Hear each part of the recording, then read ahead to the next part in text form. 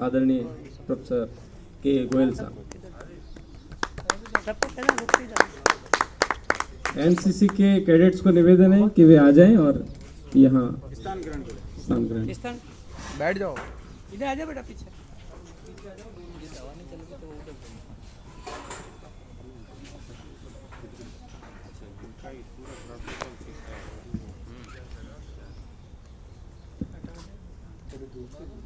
इधर आ जाओ बेटा, धूप नहीं। सबको नमस्कार। स्वतंत्रता दिवस के इस समारोह में आप सभी का सायंकालीन अध्ययन संस्थान में हार्दिक स्वागत और अभिनंदन।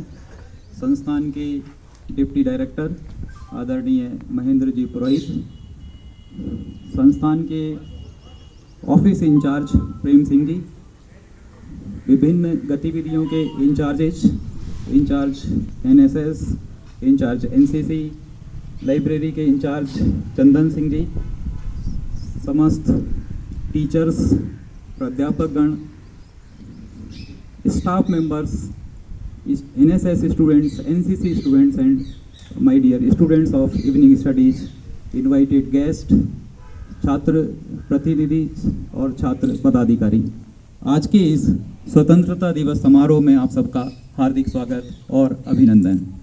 आप सभी जानते हैं कि ये स्वतंत्रता हुए 76 साल पूर्ण कर चुके हैं और हम ये 77वां स्वतंत्रता दिवस समारोह मनाने जा रहे हैं। ये जो दिन आज हम सेलिब्रेट कर रहे हैं, ये कई सारी कुर्बानियों के बाद कई जो है स्वतंत्रता सेनानियों ने इस दिन के लिए कुर्बानियाँ दी। खासकर आज विद्यार्थी बैठे हुए हैं, मैं उन्हें बताना चाहता हूँ कि ये 200 साल की परतंत्रता के बाद ये दिन देखने को हमें मिला, तो इसे ऐसे ही नहीं गंवाएं। अब हमारी जिम्मेदारी ये जो स्वतंत्रता हमें मिली है, इसे सस्टेन करने की है, इसे मेंटेन करने की है, इसे बनाए रखने की है। फिर से हम गुलाम नहीं हो जाएं, इसके लिए आपको सतर्क और रहने की ज़रूरत है। आलसी हमें नहीं हो जाना है, अपने कर्तव्य पथ पर आगे बढ़ते रहना है। अभी हम लोग देखते हैं कि एक्स ये काम नहीं कर रहा, हमको अपना ड्यूटी ठीक से निभाना है और सब लोग अपना कर्तव्य ठीक से निभा लें तो निश्चित रूप से हमारा देश आगे बढ़ेगा। अभी जो ग्रोथ की दर है, 76 साल हो गए। पहले स्पीड डेवलपमेंट की थोड़ी कम थी क्योंकि हम लोग दास्ता की जंजीरें तोड़ करके इस स्तर तक आए थे, लेकिन अभी जो देश के विकास की दर है वो बहुत तेज है। न केवल आर्थिक क्षेत्र में बल्कि सामाजिक क्षेत्र में, राजनीतिक क्षेत्र में, सांस्कृतिक क्षेत्र में, स्पोर्ट्स और खेल के क्षेत्र में, कोई सा ही सेक्टर ले लें, हमारा जो ग्रोथ का जो रेट है वो विश्व में सबसे अधिक है, सबसे अच्छा है। पहले हमारी जो वीकनेस थी वो तकनीकी थी, टेक्नोलॉजी थी, और विश्व में अब टेक्नोलॉजी के सेक्टर में भी हम लोग बहुत आगे हैं। खासकर फाइनेंशियल टेक्नोलॉजी, एक यूनिवर्सिटी हमारे पड़ोस में ही अभी खुली है फिनटेक पर, राजस्थान सबसे आगे है। और भारत की बात करें तो विश्व में हमारा तीसरा स्थान है। ग्रोथ रेट की बात करें, खासकर जो पेटीएम और इस तरीके के जो टूल्स हैं जिसको फिनटेक मनी टूल्स कहते हैं, उनमें विश्व में हमारा पहला स्थान है। तो अब हम टेक्नोलॉजी की दृष्टि से जो कमज़ोर थे उसमें भी हम आगे बढ़ने लगे हैं। ऐसे में आप युवाओं का सहयोग इस चीज़ को बनाने के लिए बहुत आवश्यक है, बहुत अनिवार्य है। और जब तक हम उसे हासिल नहीं कर पाएंगे, जब तक कि आप अपना बेस्ट नहीं देंगे। सफलता का राज मैं हमेशा कहता हूँ कि अगर किसी ने जीवन में सुखी रहना है तो उसे अपना बेस्ट देना चाहिए। अगर आप अपना 100% देते हैं किसी काम को करने के लिए तो आप कभी निराश नहीं होते। वो जोश और जुनून आप में बना रहता है, चाहे आप इसको सफलता मिले या नहीं मिले। और यही वो जो गीता का उपदेश है, कर्मण्येवाधिकारस्ते मा फलेषु कदाचन, ये यहाँ चरितार्थ होता है कि यदि हमने अपना 100% डाला और उसके बाद हमको कर्म फल अगर ना भी मिला तो हमें ग्लानि नहीं होगी। आप इसे एग्जाम्पल से मैं समझ सकते हैं। मैं बार बार विद्यार्थियों को ये एग्जाम्पल इसलिए देता हूँ कि मैं उनसे उम्मीद करता हूँ कि जो भी काम वो हाथ में लें उसके लिए वो अपना 100%, 100% दें। अगर आप रेस लगा रहे हैं तो रेस में किसी एक ने जीतना है। अगर आपने अपनी रेस को जीतने के लिए अपनी पूरी ताकत लगाई तो आपको ग्लानि नहीं होगी। लेकिन आपके मन में जरा सा भी ये आया कि मैं थोड़ी ताकत और लगा देता तो मैं रेस को जीत जाता, तो आपके मन में हमेशा कष्ट रहेगा, ग्लानि रहेगी। मैं नहीं चाहता कि मेरे इवनिंग के किसी भी विद्यार्थी को वो ग्लानि महसूस हो। आप अपना 100% लगाएं। एजुकेशन, आप पढ़ाई कर रहे हैं तो पढ़ाई में 100% लगाएं। मेरे यहाँ के जितने भी विद्यार्थी हैं वो सब वर्किंग विद्यार्थी हैं, तो जहाँ भी आप काम कर रहे हैं उस काम जहाँ काम कर रहे हैं वहाँ अपना 100% दें। आप उसे छोड़ करके जाएं तो वैक्यूम फील होना चाहिए, आपकी कमी महसूस होनी चाहिए। और अगर ऐसा करेंगे, आप करेंगे, तो बाकी सब भी ऐसा करेंगे और हमारा देश बहुत तेज़ी से आगे बढ़ेगा। और हम बहुत संख्या में बहुत कम हैं, लेकिन जो मैसेज हम पास ऑन कर सकते हैं वो बहुत अधिक संख्या में पास ऑन कर सकते हैं। कहीं ना कहीं किसी ना किसी को शुरुआत करनी होती है। मैं चाहता हूं कि हमारे इवनिंग के विद्यार्थी ये शुरुआत करें और देश में अग्रणी बने और ये मैसेज दें कि जब भी हमें मौका मिले, जब भी हमें कोई काम मिले, जब भी हमें कोई जिम्मेदारी मिले, तो उस जिम्मेदारी को हमें पूरा 100% निभाना है। आने वाले 2024 में सायंकालीन अध्ययन संस्थान अपनी हीरक जयंती मनाने जा रहा है। हम लगभग 60 साल पूरे कर लेंगे 2024 में। 1964 में ये सायंकालीन अध्ययन संस्थान स्थापित हुआ था।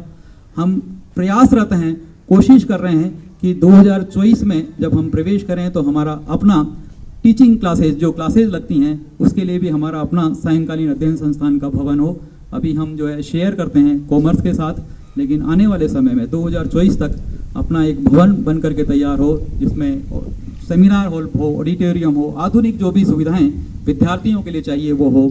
कई सारे देश के विभिन्न देशों के साथ हमने अभी MOUs किए हैं, उनको हमने इम्प्लीमेंट करना है, उनके कोर्सेज शुरू करने हैं। लेकिन विदेशी संस्थानों के साथ जो MOUs किए हैं उनको इम्प्लीमेंट करने के लिए उसी लेवल का, उसी तरीके का हमको इंफ्रास्ट्रक्चर चाहिए होता है, आधारभूत संरचना चाहिए, बराबर से खड़ा होने के लिए बराबर का संसाधन हमें चाहिए। वो हमारे पास अभी नहीं है और शीघ्र ही हम उन्हें जुटा लेंगे तो निश्चित रूप से हम अंतर्राष्ट्रीय स्तर के जो कोर्सेज हैं वो सायंकालीन अध्ययन संस्थान में आने वाले समय में शुरू करेंगे। मेरा एक लक्ष्य है कि आप सब वर्किंग में हैं, अब आपको रोजगार का समस्या नहीं, आपको अपग्रेड करने का समस्या है। आपको अपग्रेड करना है, अप स्किल करना है, री स्किल करना है। और ये अप स्किलिंग और री स्किलिंग के कोर्सेज हम आने वाले समय में सायंकालीन अध्ययन संस्थान में शुरू करना चाहते हैं। अभी सायंकालीन संस्थान में शायद जो है विद्यार्थी की अंतिम चॉइस होती है, लेकिन आने वाले समय में विद्यार्थी की पहली चॉइस पूरे विश्वविद्यालय में नहीं, पूरे भारत में पहली चॉइस होगी। और सायंकालीन अध्ययन संस्थान में जिस विद्यार्थी का एडमिशन होगा वो गर्व महसूस करे, ऐसी मेरी कल्पना है, ऐसी मेरी अभिलाषा है और उसके लिए हम लोग प्रयासरत भी रहेंगे। पूरा प्लान हमारे दिमाग में है। VC साहब भी बहुत पॉजिटिव हैं अभी, और जो भी कोई पॉजिटिव ऐसा कोई प्लान उनके सामने रखते हैं तो निश्चित रूप से वो अपनी क्षमता से बढ़कर के भी हमें सपोर्ट कर रहे हैं और सपोर्ट करते आए भी हैं। और उसी का परिणाम है कि आज हमारा परिदृश्य जो पहले था उसमें थोड़ा परिवर्तन आया है। लेकिन अब उस गति से हम नहीं चलेंगे, अभी हमें बहुत तेज़ी से चलने का है। पहले जो गति थी ना, slow and steady wins the race, वो समय अब खत्म हो गया है। अब समय है fast and steady wins the race.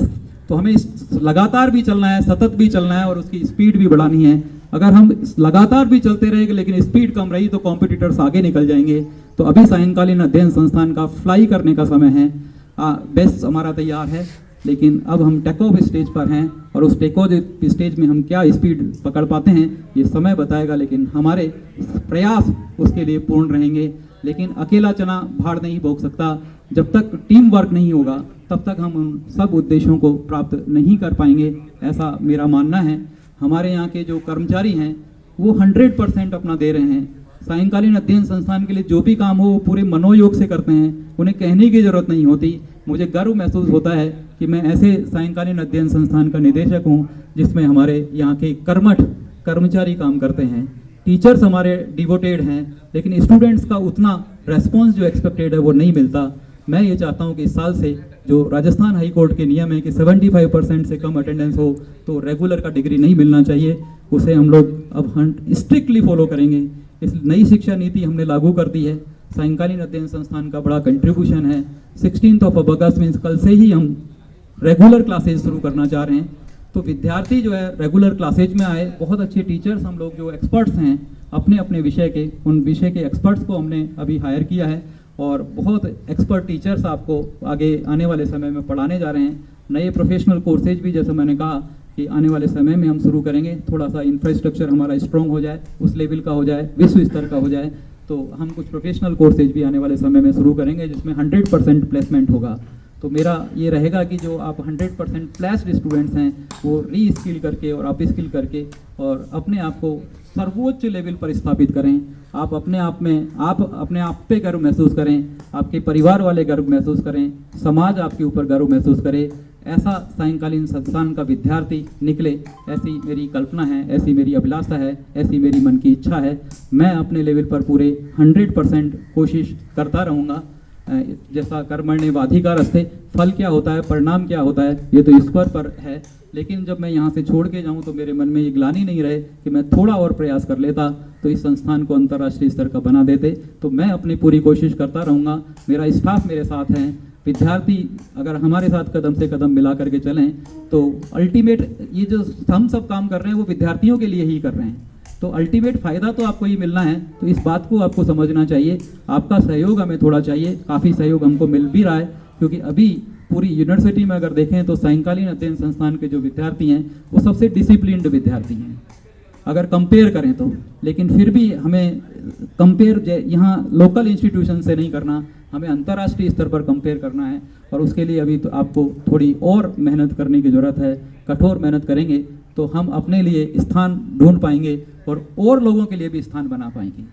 मैं ये चाहता हूँ कि आप सब कर्मचारी तो हैं, अब कर्मचारी नहीं रहें, अब आप नियोक्ता बने और जयनारायण व्यास विश्वविद्यालय के निकलने वाले विद्यार्थियों को आप नियुक्ति दें, आप नौकरी दें, मीन सभी एंटरप्रेन्योर्स बने।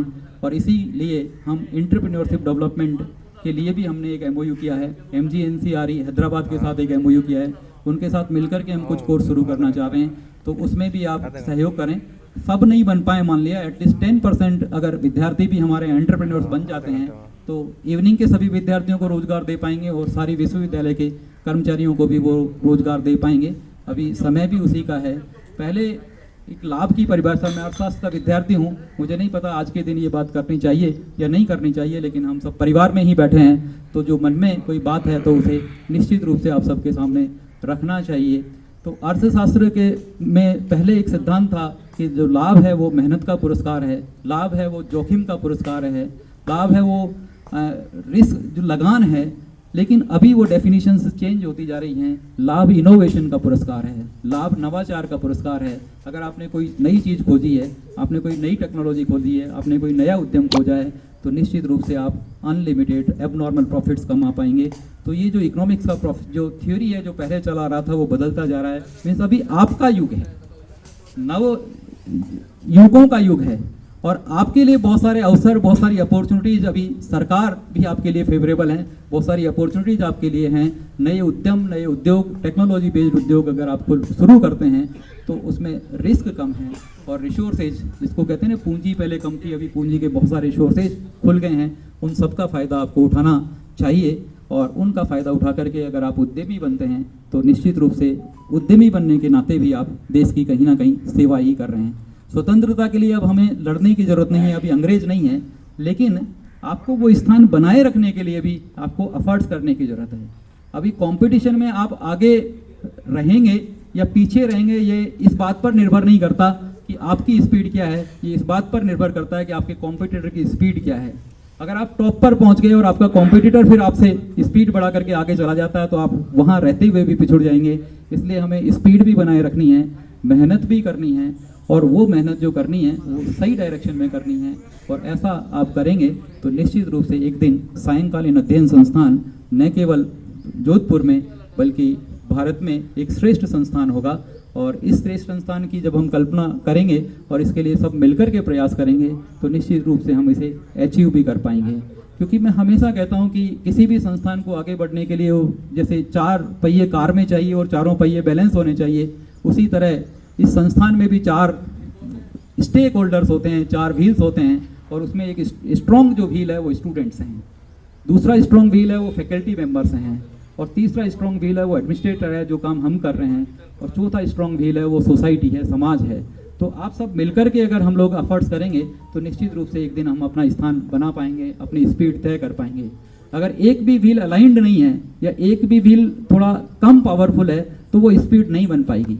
और इसीलिए मैं विद्यार्थियों का आह्वान इस मंच से करना चाहता हूं कि आप जो विकास की गति सायंकालीन अध्ययन संस्थान में पकड़ी है उसमें थोड़ा सहयोग करें और विद्यार्थी, टीचर्स, एडमिनिस्ट्रेटिव स्टाफ मीन्स जो वर्किंग एम्प्लॉयज़ हैं, एडमिनिस्ट्रेटिव स्टाफ और सोसाइटी, ये सब मिल करके प्रयास करेंगे तो निश्चित रूप से हमारी गति बहुत तीव्र होगी और हमारा जो लक्ष्य है हम उस लक्ष्य को अचीव कर पाएंगे। आज का दिन जो है बड़ा गौरव का दिन है, बड़ा गर्व का दिन है। जब भी हम स्वतंत्रता दिवस की बात करते हैं, याद करते हैं, तो एक गौरवमयी गाथा हमारे मन में उद्वेलित होती है। पुराने जो स्वतंत्रता सेनानी हैं, उनके चेहरे, उनके नाम, उनके उद्घोष, उनके कंट्रीब्यूशंस हमारे आगे चमकने लगता है और हमारा मन खिल उठता है। कितनी त्याग, कितना बलिदान जो है ये दिन दिखाने के लिए उन्होंने किया होगा। आप देखो, स्वतंत्रता बंधन ही होता है। पिंजरा चाहे सोने का हो तब भी पक्षी के लिए अच्छा नहीं होता।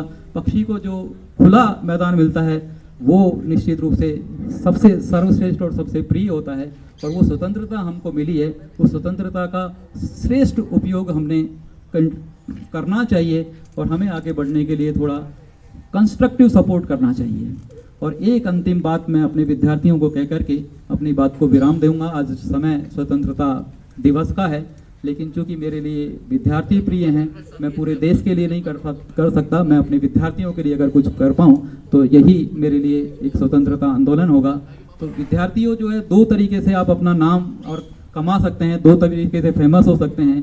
एक डिस्ट्रक्टिव तरीका है और एक कंस्ट्रक्टिव तरीका है। डिस्ट्रक्टिव तरीका बहुत ईजी है, जिसमें आप जो स्ट्राइक कर सकते हैं, लॉकआउट्स कर सकते हैं, तोड़ फोड़ कर सकते हैं, वो बहुत इजी हैं और लोग आपको, हो सकता है एक दिन के लिए आप सोशल मीडिया पर आ भी जाएं। लेकिन कंस्ट्रक्टिव तरीका वो थोड़ा कठिन है लेकिन स्थायी है, और वो ऐसा है जो विन विन सिचुएशन पर लाता है। मीन्स उसमें आप भी खुश होते हैं और उसमें हम भी खुश होते हैं और समाज भी खुश होता है। तो आपने वो कंस्ट्रक्टिव तरीका अपनाना है। डिस्ट्रक्टिव तरीके का जो अंत है वो सुखद नहीं होता। कंस्ट्रक्टिव तरीका थोड़ा कठिन है लेकिन उसका अंत बहुत सुखद होता है। ओबामा में और ओसामा में यही फ़र्क है। दोनों बड़े लीडर थे। ओबामा फेमस हुआ, उसको बहुत एफर्ट्स करने पड़े, लेकिन एक कंस्ट्रक्टिव लीडरशिप थी तो विश्व लीडर कहलाया। ओसामा जो है डिस्ट्रक्टिव वे में गया, वो ओबामा में से भी बड़ा लीडर था क्योंकि उसके इशारे पर लोग जान देने को तैयार थे। आप समझ सकते हैं कितना कैरिस्मेटिक लीडरशिप उसके अंदर थी, लेकिन रास्ता डिस्ट्रक्शन का था और उसका अंत आपने देखा। मैं चाहता हूं कि हमारे यहाँ के जो सायंकालीन अध्ययन संस्थान के विद्यार्थी हैं वो लंबा रास्ता जरूर है, कठिन रास्ता जरूर है, लेकिन कंस्ट्रक्शन का रास्ता चुनें और अपने भविष्य को बनाएं, अपने आप को समाज में स्थापित करें, फ्रंट वेंचर बने। और अभी जो है जो ज़माना है वो ज़माना आप ही का ज़माना है। पहले के ज़माने में सामंतों को पूजा जाता था, राजा के यहाँ अलग से दरबार लगता था सामंतों का।